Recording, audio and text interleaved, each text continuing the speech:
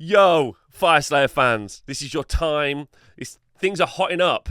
Yeah, get out the oven and into the kitchen. From the hot place. You've got a new Army of Renown.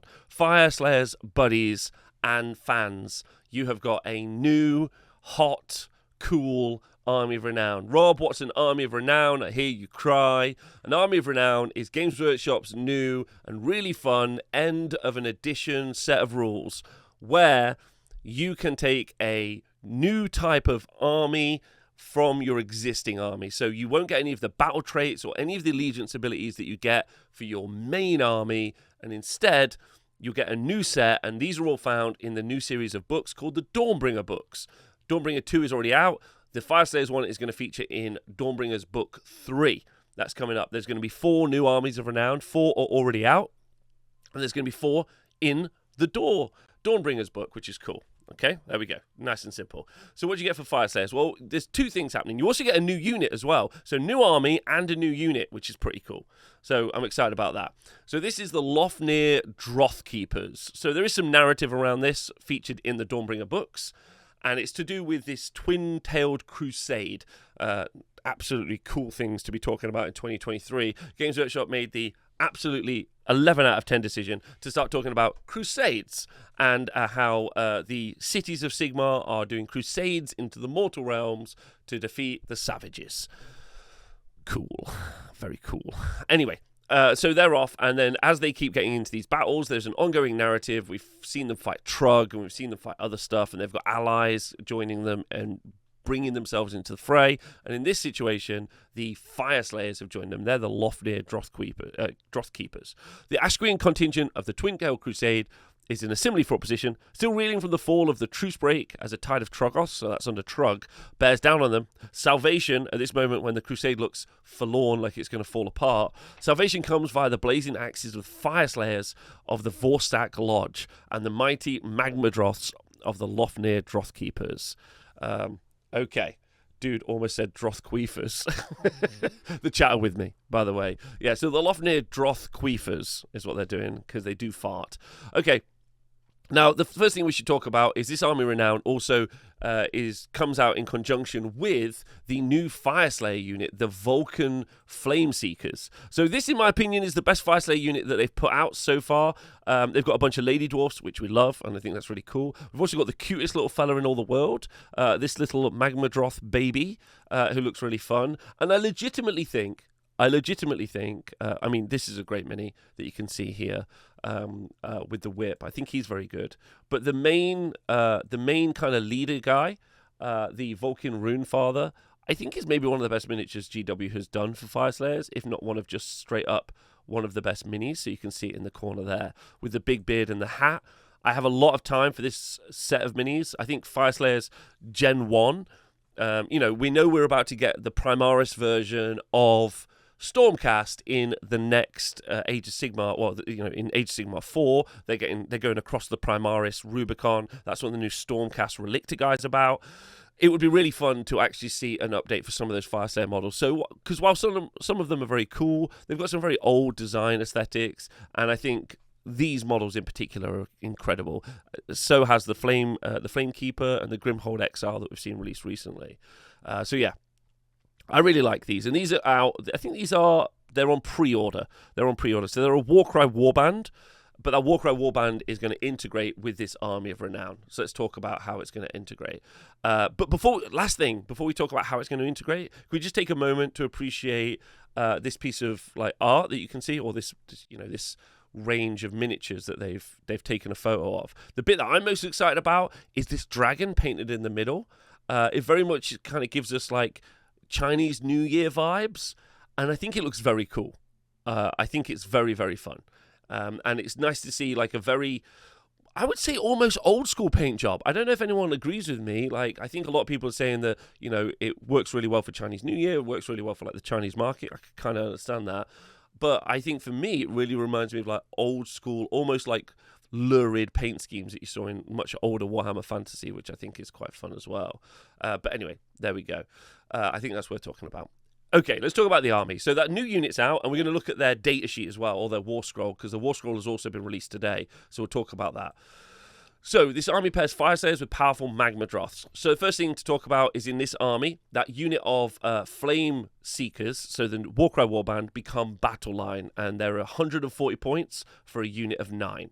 Also, for every unit of flame seekers you take as battle line, you get a rune sun on magma droth to also be battle line, which is fun.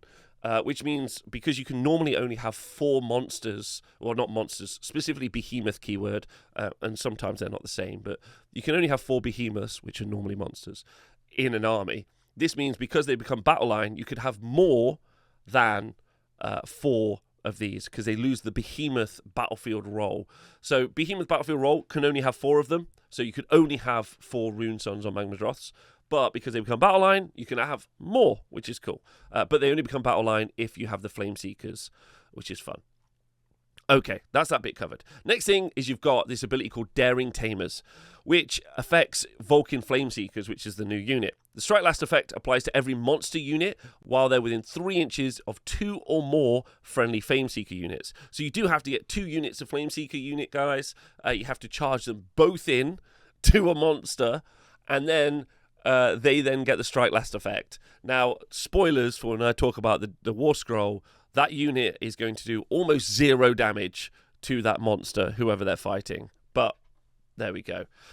It's not that good an effect, unfortunately. So there you go. However, there is a really cool thing about this army, which we'll talk about now, which is that they get access to 3 monstrous actions. We haven't been shown all of the monstrous actions, and we're only able to look at one of them, but the one we have seen is insane. Absolutely insane. It's called the Spawn of Volcatrix. When you carry out a monstrous rampage with a friendly magma droth, you can carry out one of the monstrous rampages below instead of any other monstrous rampages you can carry out with that unit. And this is the Eruption of Ferocity. Pick an enemy unit within 3 inches of that unit and roll a dice. On a 2+, ward rolls cannot be made for models in that unit in the following combat phase. Now, you can only do this once. However, turning off the ward save to an enemy unit is obviously amazing. The consistency with which you can do it as well on a 2+ is very good. And seeing as in this army, you can take almost the whole Fire Slayer kind of contingent of miniatures. Like, you can take all of the big hitting units in the army. You can still have your support units doing all their support role stuff as well. So you've got, like, you know, you can still take the Grimhold Exile. So you've got a faster army with run and charge. You've still got the Flame Keeper. So you've got, like, stuff dying. You can still take the Fort Rally. So there's loads of stuff. But now turning off enemy ward saves, that's very good. All right, that's very good. So the real question is turning off enemy ward saves enough to take this army versus the things that you lose for not running, you know, the normal army? We'll have to see when the full rules come out, but that's what it looks like at the moment. I'm interested at this point to see if, like, what you think, like when you're watching this video back, or the chat, what they think. Silu says this is the only good part about the Army of Renown. So then Legion of the Bland also points out that stupidly you can only do 4 monstrous reactions regardless of how many monsters you have, which is interesting. So some people are not that excited. Some people might be excited. We'll see. Let's talk about the actual unit now, the Vulcan Flame Seekers. So as we said, it's a unit of 9, and they're 2 wounds each. They're 140 points. And the major problem for them is they have a 5+ armor save and no ward save. So that's pretty yikes. You do get a lot of wounds. 18 wounds for just 140 points. It's pretty cheap. It's pretty cheap. But they're not brilliant. You end up with a Vulcan Rune Father, who's your kind of like captain of the unit, I guess, or your sergeant. That means they'll be able to issue commands to themselves, and they also get to add +1 to the attack characteristic of their Vulcan Fire Steel weapons, which is fine. They do have 3 attacks each, okay? But they do have 1 Kindle Droth. So there are basically 8 Fire Slayers and the little Magma Droth baby, the Kindle Droth. That's what his name. So that's what he's called. So it does mean you'll have 8 Fire Slayers with 3 attacks each in close combat with their Fire Steel weapons, which is, you know, not bad. 24 attacks. 3s and 3s, which is not bad either. But they have no rend, which is not the best. Not the best, in my personal opinion. So we don't love that. They also, So that's kind of like the combat profile. They also have fire steel throwing axes, so 8 of them can throw an axe, but it's 4 of 4, so it's not really worth talking about. There's a Droth Master, and there's also the Kindle Droth. The Kindle Droth is actually, unfortunately, probably the first model that you will remove from the unit, which is a real shame. He only has 1 attack in melee. So they haven't bought like a guard dog or like a, they haven't bought like a really vicious baby Magma Droth. They've brought a little baby Magma Droth with 1 attack, who's just like, yip. And they're like, wow, that's really not that scary. And so the first thing to die in this unit is always going to be the little baby Magma Droth. And you're like, yeah, they brought a puppy. And you're like, why would you design the rules so that I always kill the puppy first? It's so horrible. But he does have a special ability where at the end of the combat phase, you pick an enemy within 1 inch of this unit's Kindle Droth and roll 2 dice, and for every 4+, the enemy suffers a mortal wound.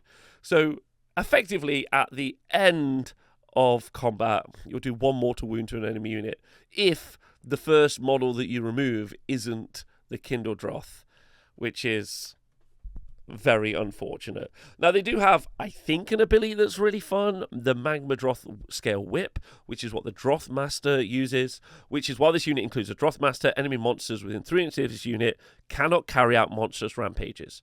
So, let's kind of put all these pieces together. We've got ourselves a unit of Vulcan Flameseekers, and we've got ourselves a Rune Sun on Magma Droth. They're battle line units. And then we've taken ourselves another unit of Vulcan Flameseekers for some insane reason, even though they suck. Right? Then we've somehow managed to charge all 3 of them into an enemy monster. It's important. What we've done in that situation is we've made it so that that enemy monster can't do monstrous actions. Can't do monstrous rampages, and because we've charged 2 units of Flameseekers in, they now are striking last. And then our Runes on a Magma Droth is doing a monstrous action and making it so that unit can't take ward saves. Okay, this isn't bad if you're playing against, I don't know, Gargants, let's say. And the new Army of Renown for Gargants, King Brod's Mega Stomp, is actually pretty good. Pretty good. It went 5-0 at an event just this weekend. But you're probably not going to play that all the time. Also, that's a lot of models that you've got to charge in to make something happen. And when you're charging, you also already get to strike first. So, which kind of feels like it defeats the point. So I'm very interested in what you all think about this unit and about this Army of Renown, or this proposed Army of Renown. Fireslayers are in a very good spot at the minute. They're not a bad army by any stretch of the imagination. They got loads of really cool buffs recently, in that they got, the Grimhold Exile, who's a really good unit for making units faster. They also got the Flamekeeper, like last year, which is also really good as well. So really good support pieces for like a quite strong army, which I think is interesting as well. And if you were just going to take one of these units, the Flameseeker units, in a normal Fireslayer army, an enemy monster not being able to carry out monstrous rampages is fine. The last thing is that they're keyword locked to Lofnir. They have the Lofnir keyword at the bottom as a sub-faction rule, which is awkward. So you're only going to play them in a Lofnir army. So that's kind of awkward as well. So they're not actually usable in all of the armies. Interesting. I'd love to know what you all think. Let me know in the comments below. Tell me. I'm excited. Chat. Tell me what you think.